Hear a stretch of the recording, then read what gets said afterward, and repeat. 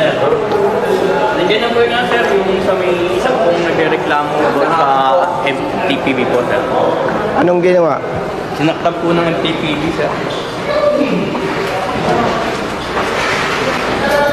Ayun na, eto. Ito yung sinuntok ng ano. Ikaw sinuntok ng MTPB? Bakit umiipin mo? Kaninang umaga daw yan. Ilang ipin nalaga sa'yo? Ito po, yung... Nasaan na yung mga ngipin mo? Ito na lang po yung napulot ko. Pulot mo. Ayun o, MTPB. Identified?